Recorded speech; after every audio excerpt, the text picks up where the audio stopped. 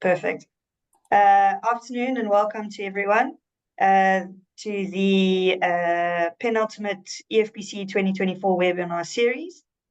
For those of you who haven't attended one of our webinars before, I'm Robin Goulis, the Junior Coordinator of the European Forum for Primary Healthcare. For those of you who don't know, the EFPC, in a nutshell, we bring together stakeholders within primary care, being healthcare workers, policymakers, researchers, to discuss the organization of primary care and how to achieve the best outcomes in healthcare for the populations in Europe. So today, our webinar will be on Teamwork Makes the Dream Work, Tools for Interprofessional Collaboration in Primary Care in Austria. And our presenters today are Sarah Bergman and Johanna Pulwash. Sarah is the Deputy Head of the Unit Coordination of Primary Healthcare Issues at the Austrian National Public Health Institute, focusing on coordinating the Austrian primary healthcare platform as part of the EU-funded project Enhancing and Funding Primary Health Care in Austria. As a health expert, she also deals with topics such as health services research, health policy, interprofessional collaboration, and health promotion. She did her doctor's degree on the Austrian primary healthcare reform and also works as a lecturer. Johanna is a research associate in the Department of Health Professions and Long-Term Care at the Austrian Public Health Institute. One of her focus areas is primary care within the EU-funded project, Enhancing and Funding Primary Healthcare in Austria, with the emphasis on health professions and interprofessional collaboration. Additionally, she has a background as a midwife, specialized in public health.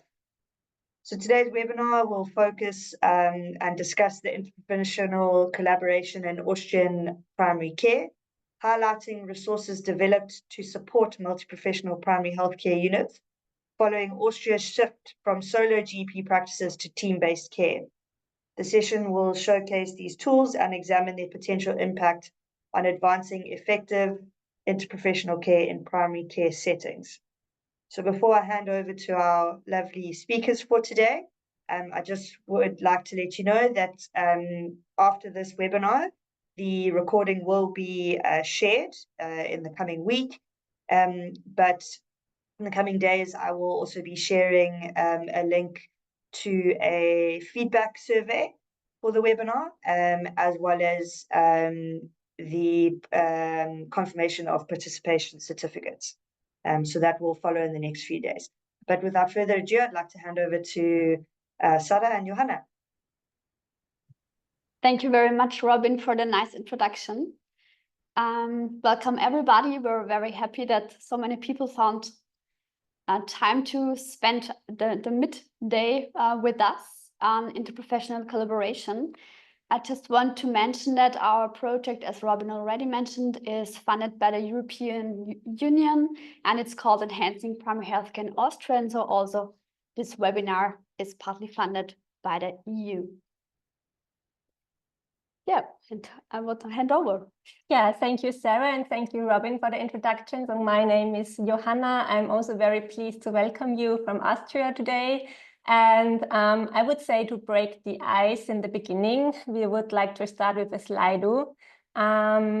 You can scan the QR code on the screen, and maybe you see then already the first question. And Stephanie will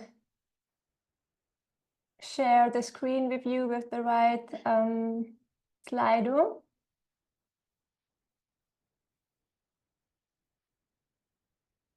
So first, we want to know from you, where are you from? Which country? From the registrations, we already see that there are people from all over Europe.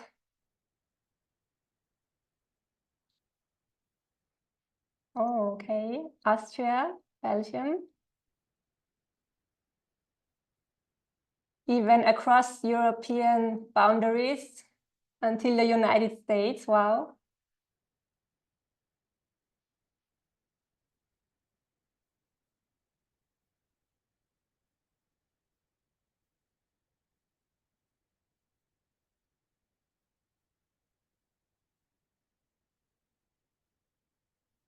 Germany, Netherlands.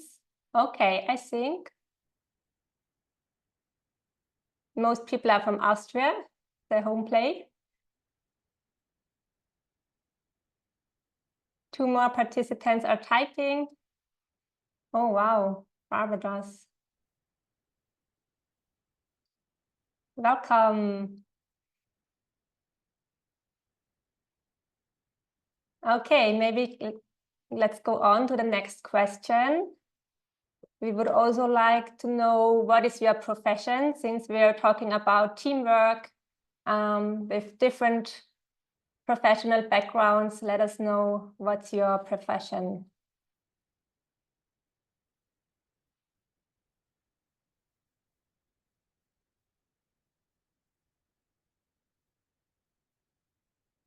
Dietitians, occupational therapists, healthcare manager, social worker, nurse. Nice. A lot of nurses and dietitians here.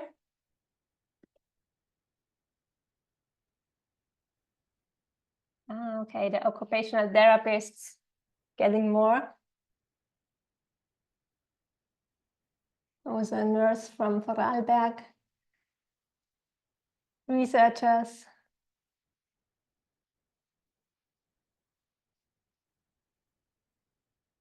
Okay, very nice.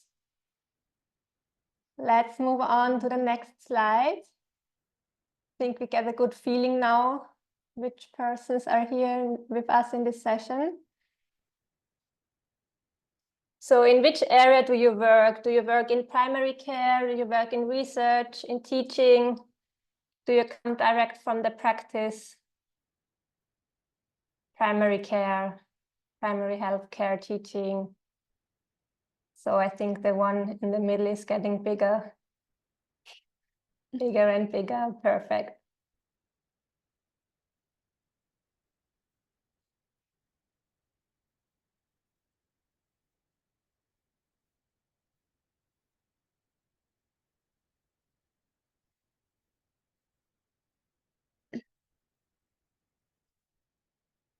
Okay, also we say research is quite big, but the most people here are from primary care.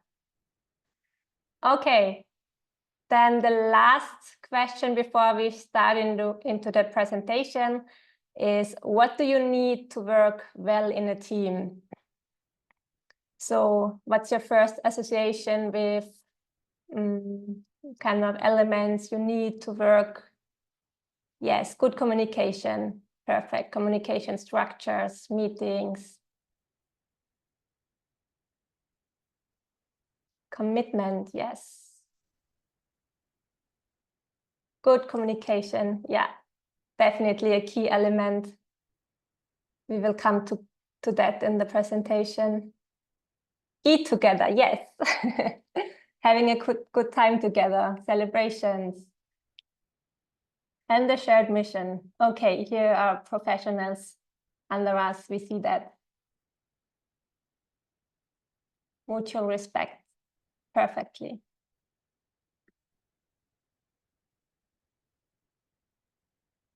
A safe environment. Common objectives, yes, that's also very important for the shared mission and the engagement. Okay, I think these all are very important elements of good teamwork. We will get to that later in the presentation. So let's visualize this picture. And thanks for your participation. I would say we can go back to our presentation now. And here, Sarah will give you some background information to the Austrian context of primary healthcare to get you all in the boat. Sarah, please. Thank you, Johanna. Yeah, at the beginning, we would like to give you some context to the Austrian primary healthcare system. In Austria, we are going through a reform process since 2013, as you see here on this graph, by reshaping the landscape of primary healthcare delivery. Traditionally, primary care is in Austria provided by single-handed practices led by GPs and pediatricians, and recent reforms have focused to make a shift towards multi-professional primary care in primary healthcare units and they comprise groups of GPs and other allied health professionals. By October 2024, you can see that we now have 75 primary healthcare units in Austria, and a huge boost came into this reform process in 2022 because we're lucky since the Ministry of Health successfully applied for the Recovery and Resilience Facility of the European Union, and we got 100 million euros to enhance and fund primary healthcare in Austria. Yeah, one of the two columns of this project is the Austrian primary healthcare reform you can see here. It comprises currently more than 2,000 professionals from Austria, which are interested in multi-professional primary care in special. And the primary health platform comprises 6 elements, which are coordinated by our team at the Austrian National Public Health Institute. We are a national-wide network, and our mission is to connect the multi-professional primary healthcare community in Austria. We want to facilitate exchange of new information, knowledge and experiences.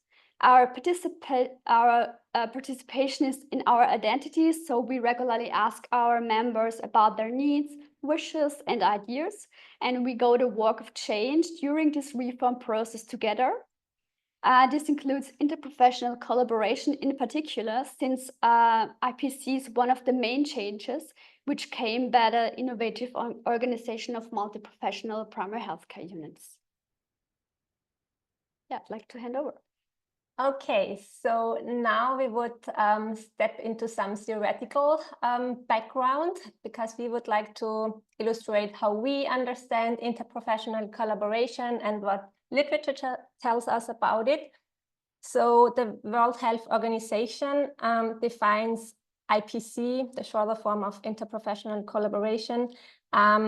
It occurs when multiple health workers from different professional backgrounds provide comprehensive services by working with patients, families, carers, and communities to deliver the highest quality of care across settings. So this concept is not simply about professionals working side by side.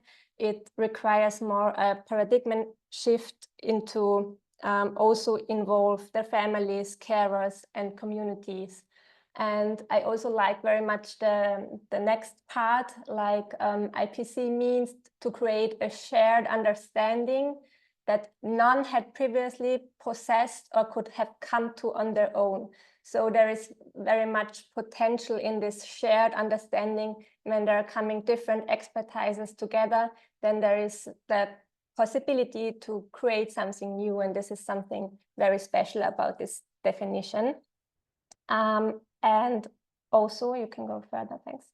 Also, IPC has positive effects on healthcare processes, on patient outcomes, safety, and satisfaction, especially when the patients have complex needs like multimorbidity or chronic diseases, then they can benefit very much of this interprofessional collaboration. When we look at the healthcare costs, we know that maybe initially they're higher when there is a transformation process, but with the long-term aspects, also the healthcare costs are reduced by IPC. And in the end, the quality of care is higher with effective IPC.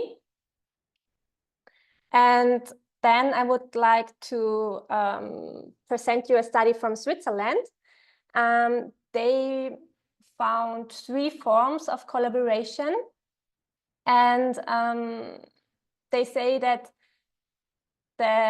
each form of collaboration serves a different purpose in healthcare. So there isn't one size fits it all of IPC, but rather different types for different purposes.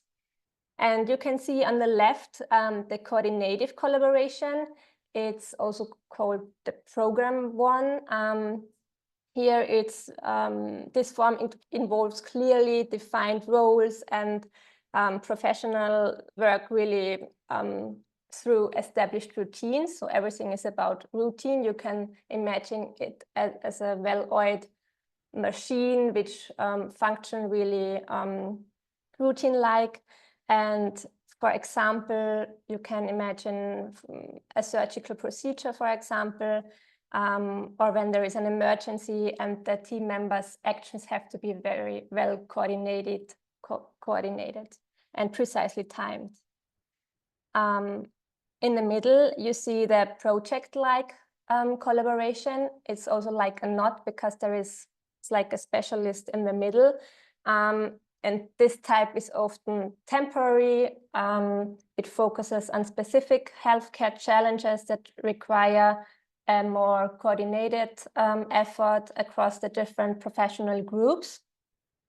And each team member can bring here a specialized expertise.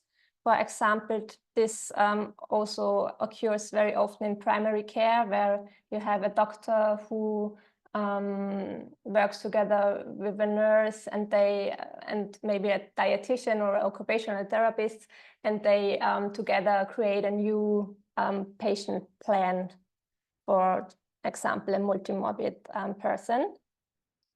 And the last one, it's like a net. It's also called the co-creative collaboration. This is when professionals from various backgrounds come together to really brainstorm new ideas. Like it's less about following a strict protocol and more about using each other's knowledge to find innovative new solutions. This form of collaboration you can find often when you have very complex needs in patients, for example, in palliative care or in psychosocial settings, or when the issue is really chronic, then you need to put the individual really in the middle and try to find new flexible approaches. The next slide shows the same forms of collaborations in a spectrum. You have, again, the coordinative one on the left and the co-creative one on the right. And you see that it's that on the left, the Swiss authors describe that the coordinative form is often used for acute biological, medical issues, and the co-creative form would be the best form of collaboration when there is a really chronic or psychosocial need and with a high proportion of individuality. So yeah, the more psychosocial, the more chronic a condition is, the more interesting it becomes for this co-creative interprofessional form of collaboration. I hope this was comprehensive and understandable for you, because in the next slide, we would like to ask you which in the experiences you have with these forms of collaboration. We want to know which form do you mostly commonly experience in your practice. So you can again scan the QR code, please, and you can rate which form of collaboration you have most commonly. The net. Oh, wow. Okay, perfect. Now also the knot. Net. It's a battle. Okay. I'm sure in different settings there would be different answers, but here we can see that the people are coming from primary care, where we have these chronic and psychosocial conditions. It's also very interesting that the authors say that the program one is like a normal condition, like the default condition, and for the net and the knot, we need more energy and more coordination to get to this form of collaboration. Okay, so the net remains on the first place. Very nice. Okay, thanks. We will go back to the presentation.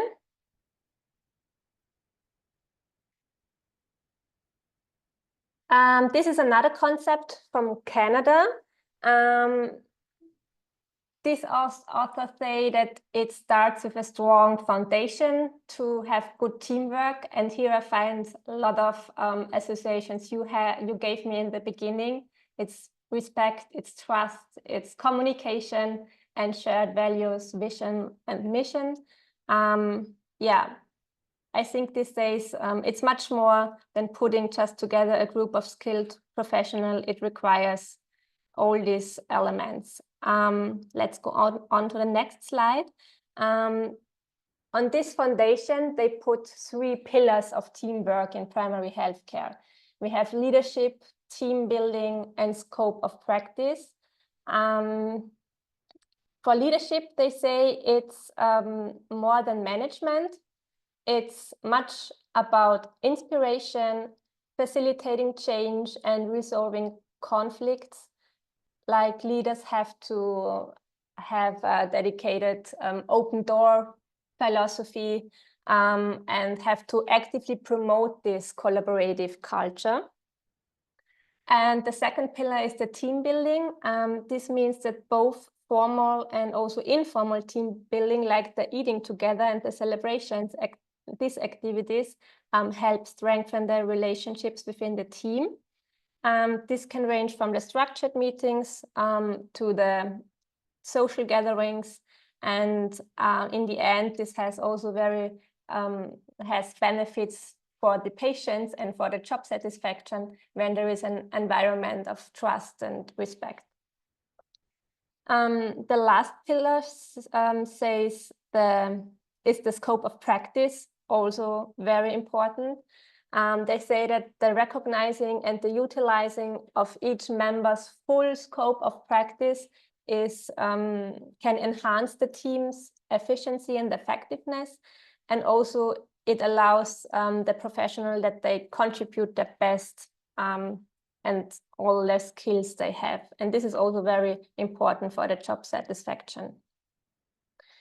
Also for this, we would like to ask you, and we would like to get experience from you with a Slido. This is the last one. 2 more questions.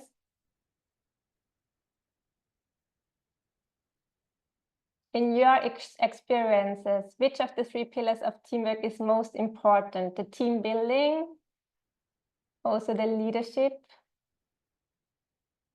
Okay. It looks like that the team building is unbeatable. Team building, yeah. Okay, maybe after our presentation, you can share a few words to your estimation. I would like to hear more about your team building. Okay. Thank you. Then this was the theoretical part of the IPC. And now we would like to tell you something about the tools we as the Austrian Primary Healthcare Platform provide. And Sarah will start to give you a small overview. Just a second. So, thank you, Hannah. I think now we know what interprofessional collaboration is and how it could be performed in practice, but how could we achieve successful interprofessional collaboration and which things could help? We heard some things, but we want to present you also some tools we developed in Austria at our primary healthcare platform for our members to support them in daily practice. Yeah, we want to present you 6 tools and measures we offer our community. They comprise fact sheets on primary healthcare professionals, communication trainings for teams, recommendations on interprofessional collaboration, and an onboarding folder. And on the top, we give you some insights how we facilitate knowledge transfer and the development of professional roles. Let's jump to the first tool. We developed fact sheets for all 11 allied health professionals and social professionals, which are represented in teams of primary healthcare units in Austria. These are like nurses, dietitians, social workers, just to name some of them. The fact sheets include a brief description on their professional role, and on their profile, they list indications when they become active in practice, and they describe also the diverse services which can be performed in primary practice by these professionals. Since health promotion is especially performed in primary healthcare units in a bigger extent in Austria, the fact sheets also focus on the services which could be performed in this field of work. And all these fact sheets are based on laws and regulations and became cross-checked by professional representatives.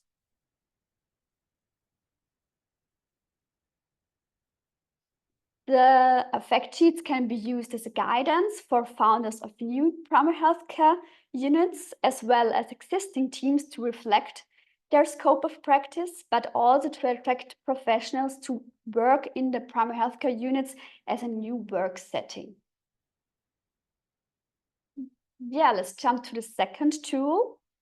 These are communication trainings for primary care professionals. The curriculums are developed by colleagues at the Austrian National Public Health Institute, allied with the Austrian Health Literacy Alliance. The trainings existed already for other settings like oncology and rehabilitation, and our project supported the development of the trainings for the setting of primary care. The purpose of this training is to enable primary care professionals in effective, efficient, and patient-centered communication.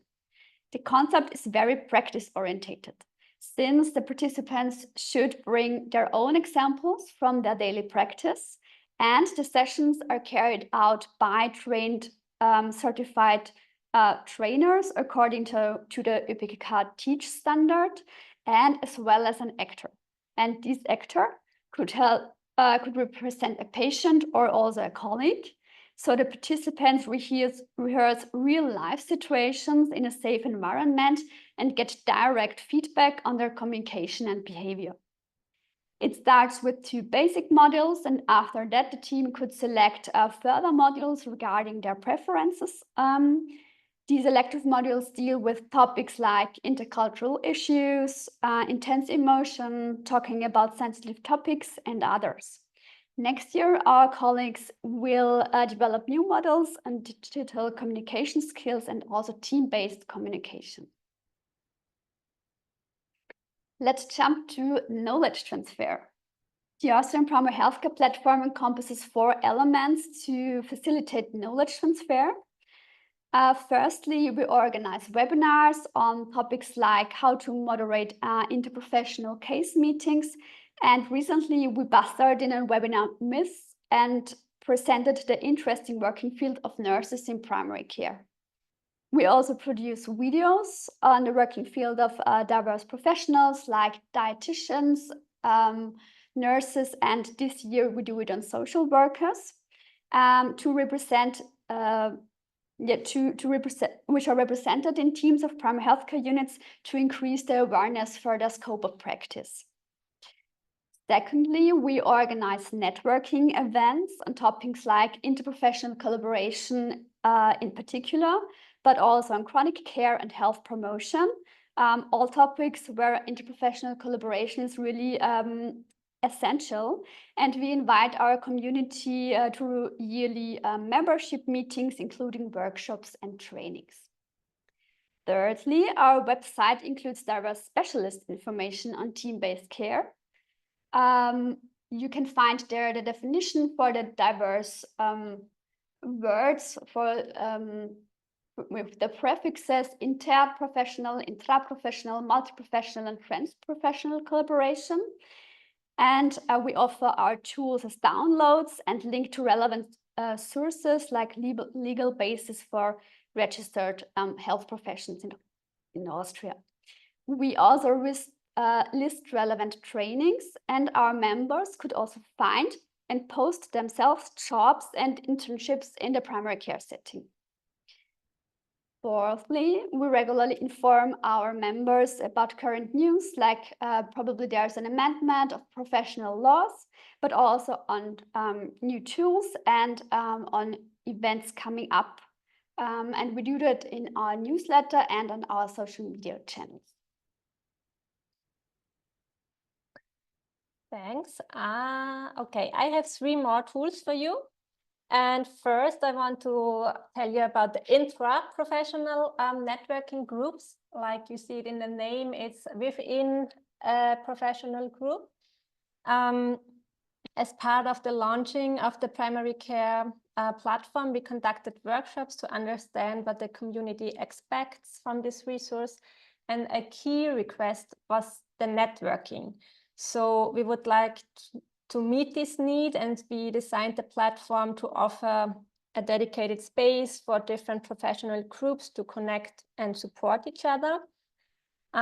So this networking function is especially valuable because many professionals in primary care healthcare units are often the only person. For example, there's just a single dietitian in one primary healthcare unit, and through these networking groups, they can connect across the primary care units. It's nationwide, and can discuss similar challenges and similar experiences.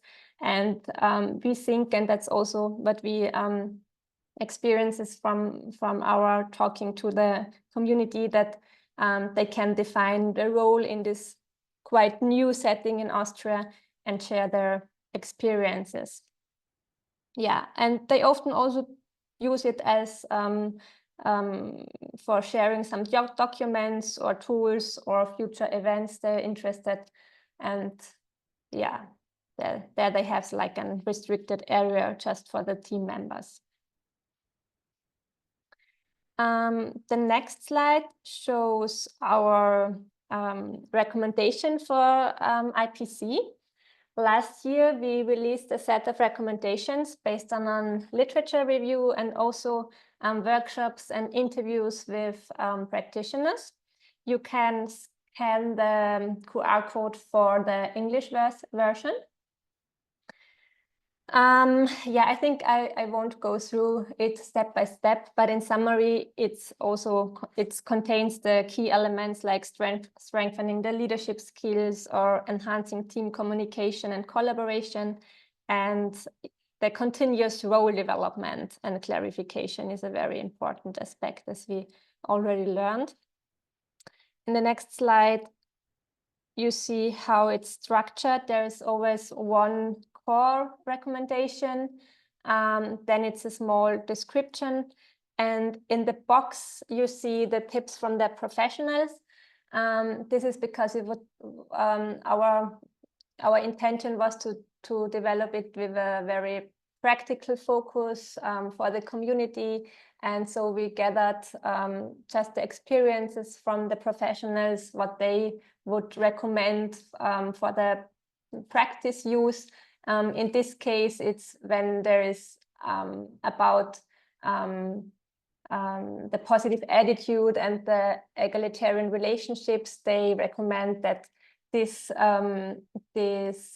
could already be part of the application process when someone is applying for a job. You can ask for that. And here is again the celebrating together. We already had that. Yeah.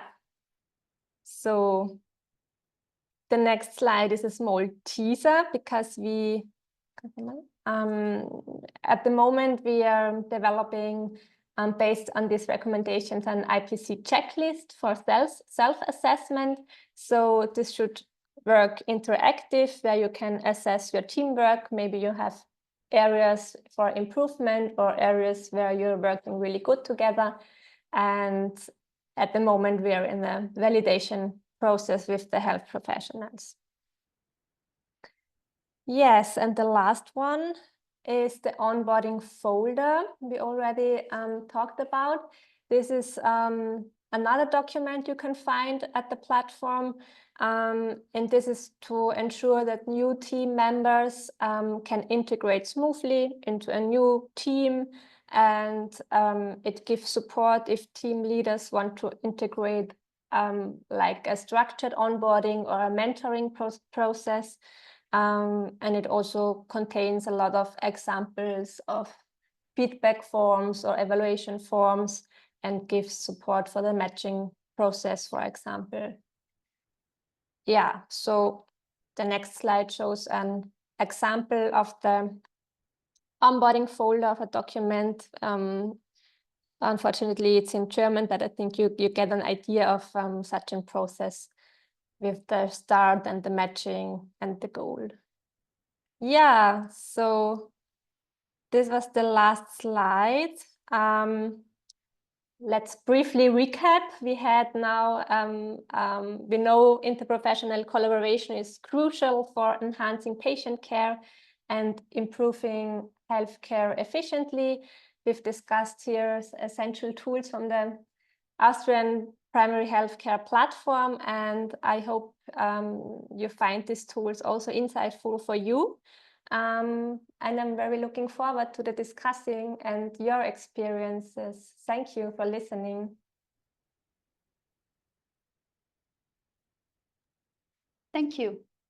Thank you very much, Sarah and Johanna. I see there's one question from Katja in the chat box. So please feel free, if anyone else has any questions, to either raise your hand or just post in the chat box. But Katja says, how would you suggest to check individual attitudes? Would you use a validated tool, and if yes, which one? Do you mean for the IPC checklist, I guess? Was it to this point?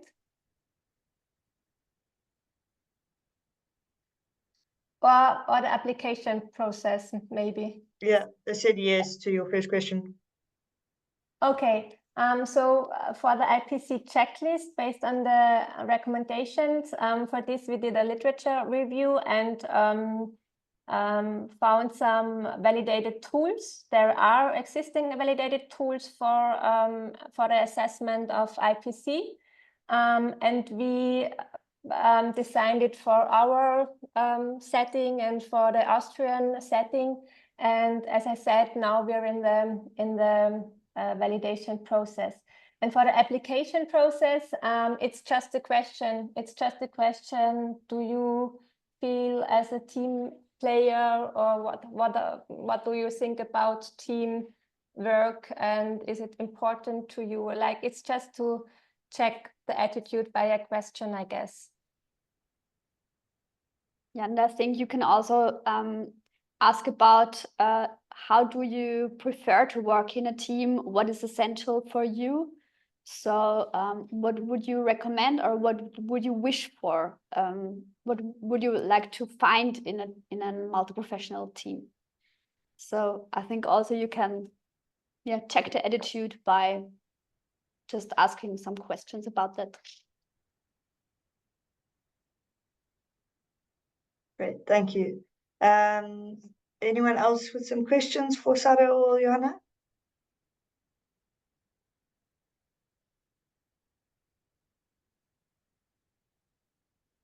We still have 15 minutes, so there's lots of time to chat. If anyone's got some perspectives or any questions. See Vinka has posted something. How are well-known structural obstacles to IPC addressed, such as remuneration of GPs and possibilities to share patient data? Yeah, during the development of these recommendations for interprofessional collaboration, there also came up some structural issues which are essential to provide or to be enabled and to work as a team and to bring care in a teamwork. And we also collected these factors, and in our project, we also have regular meetings with stakeholders on the national level and also on county level. And we provide these insights into these discussions and into these stakeholder meetings. And so we try to give them we try to act as a translator between practice and the system level. And we also discuss these topics a lot because we're having a lot of meetings with diverse stakeholders in groups, but also individually. And this is the current status. We're trying to bring examples from practice to system level. Yeah, there's also a question to time, and I think this was also a very often brought obstacle, the time for teamwork, which is at the moment not protected in a wave or remunerated by the social insurance. But yeah, this is an issue we are having on our table and try to work with. And we have to say that we have different remuneration systems for single-handed TP practice and for these multi-professional primary healthcare units. So for these primary healthcare units, they are financed by more bundled payments. So it should reflect more teamwork instead of individual services which have to be done by a special professional. Binka, does that answer your second question, or would you like more elaboration? You happy with that? Okay, thanks. And then I see there's also a question from Edwin. How do you transition to team-based collaborative practice in a highly hierarchical structure or cultural environment?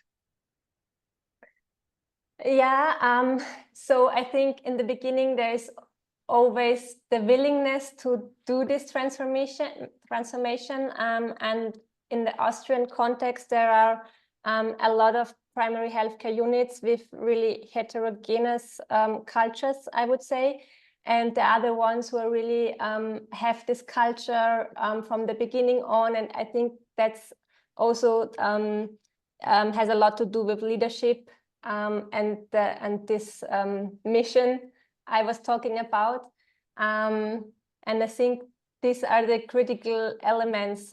Is there a leader with this vision who is really enhancing this hierarchical structure and transforming it to a cultural environment? Yep.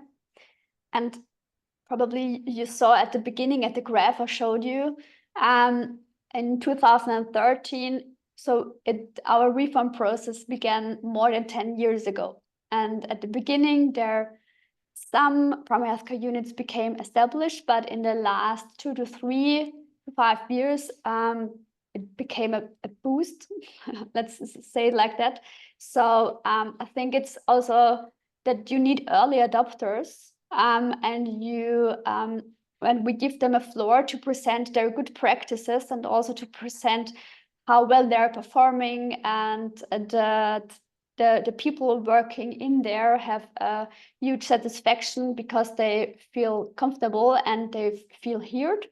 So also giving the floor to early adopters is one of our measures we do. We also have a format. It's called we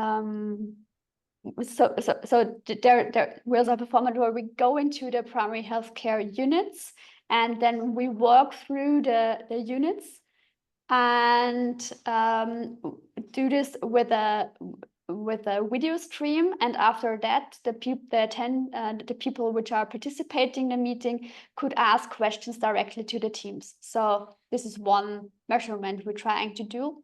And we also have intensive workshops for especially currently GPs and managers which are founding these primary healthcare units. And Johanna is also doing a presentation there to talk about these essential factors which are crucial for good collaboration in teams, and so the future leaders of these multi-professional teams became aware of these factors quite early. Yeah, and I think we also see that a lot of trained GPs, which how to say that, the primary healthcare units are mainly founded by GPs which are really fond of teamwork. So you have in prior to that a selective process. So somebody who is not that fond of working in a team, but more than somebody who's like concentrated and be in a small team, like probably with an assistant, wouldn't found a primary healthcare unit. And yeah, so it's a selective process in prior. So these people find each other and have the same mission of how to work together. And these mainly found also these primary healthcare units. And we also see, I have to say that during the training of the GPs and other health professionals, it's now starting a little bit of that they get to know each other, the different professionals during the training and education. So we see that primary healthcare units in Austria, a lot of them are founded by younger GPs. Let's say it like that.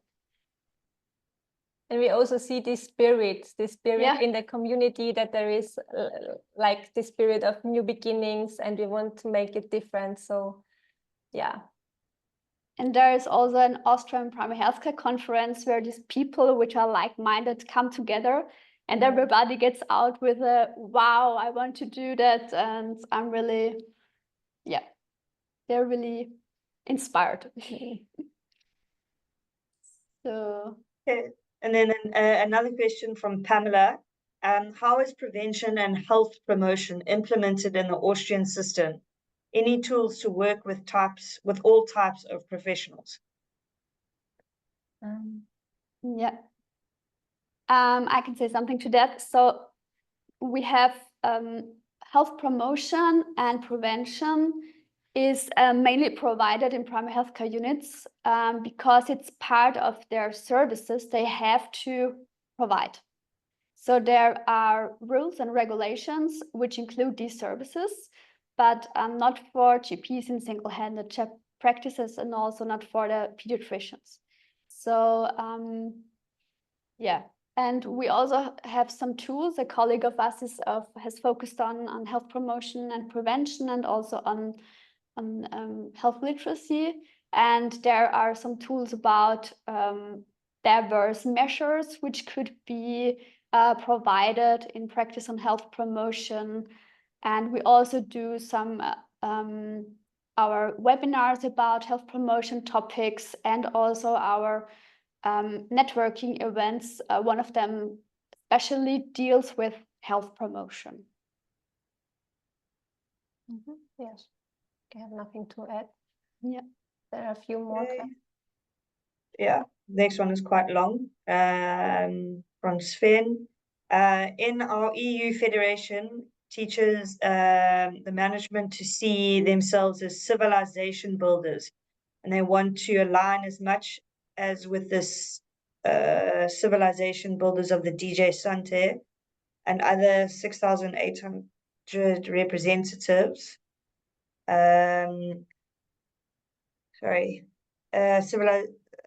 From other health.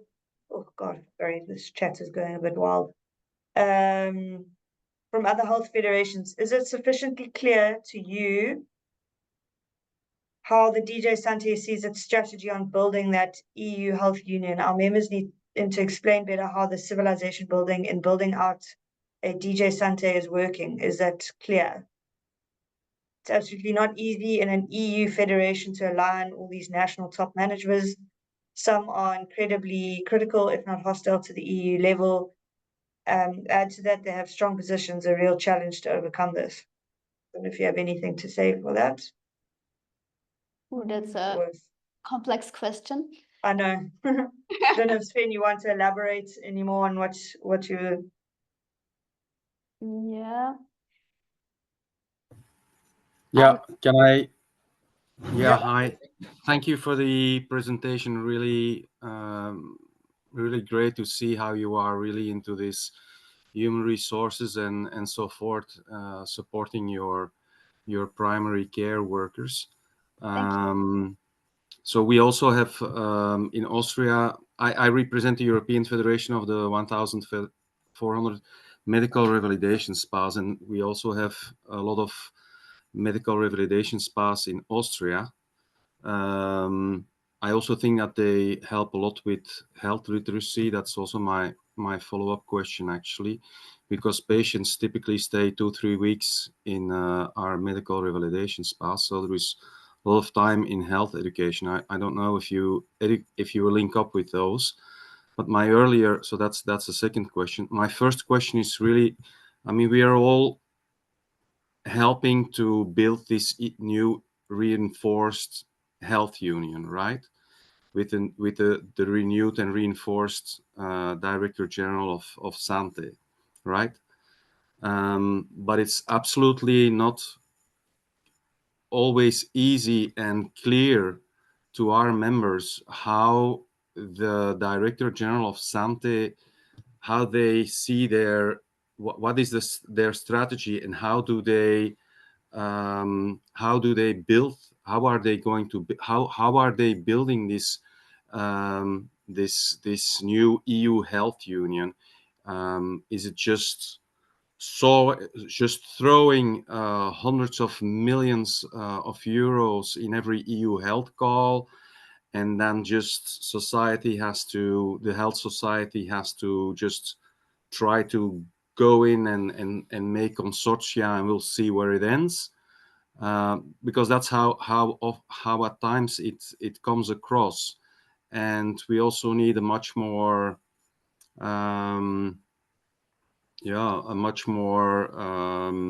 pondered way to be able to exchange, to meet, and we need guidance at times, more guidance from them than that what we see now. At least that's at times how our members feel, that it's not clear. It's too wild. For example, you are supposed to align with all the other primary care workers. We are also into primary. I mean, we're also in health literacy in our medical spas, but we don't know each other yet. So it's thanks to these kind of webinars that we get to know each other, and that's good.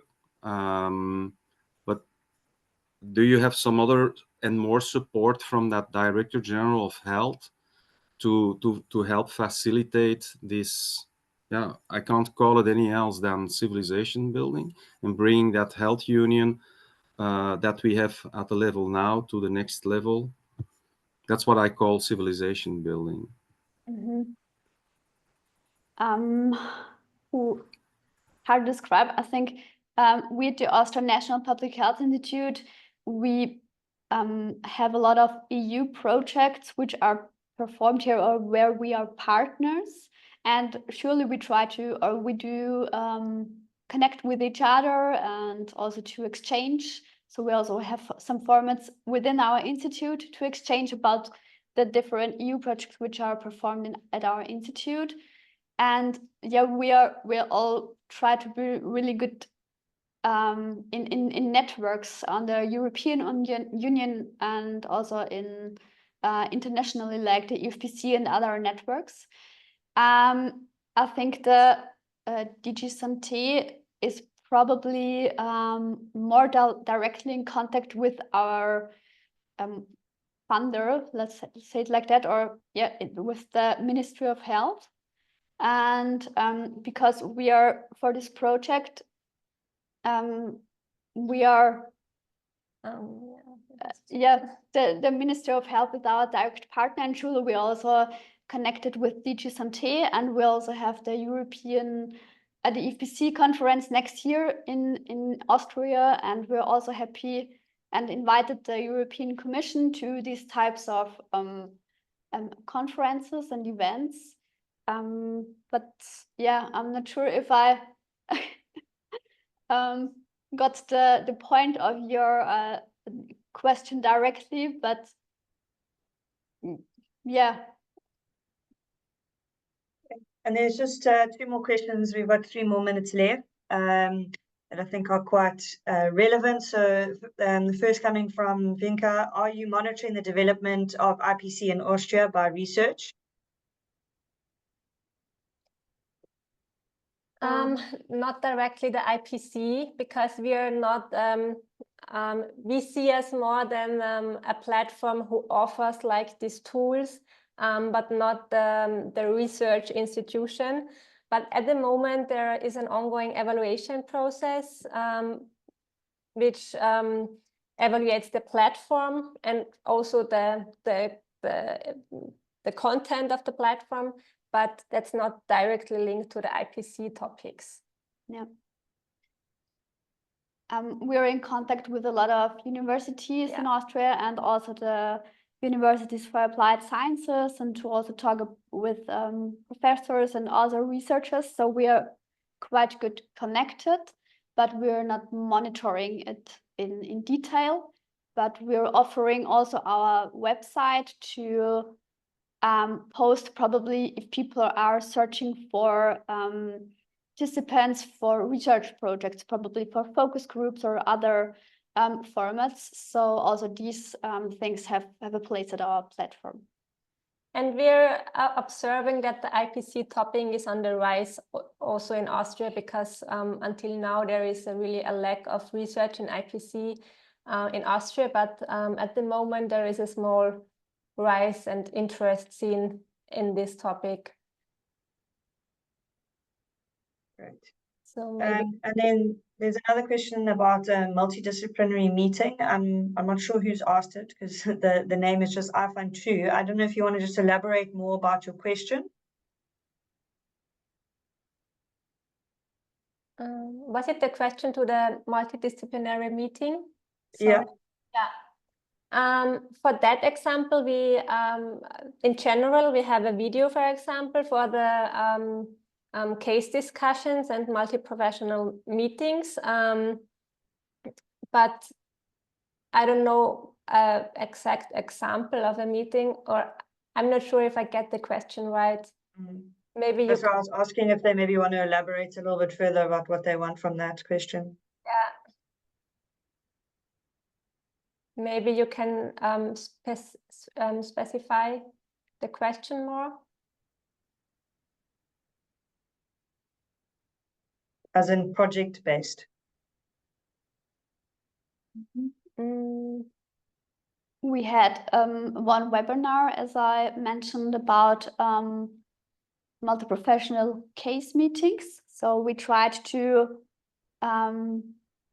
discuss this topic and give some inputs based on research evidence.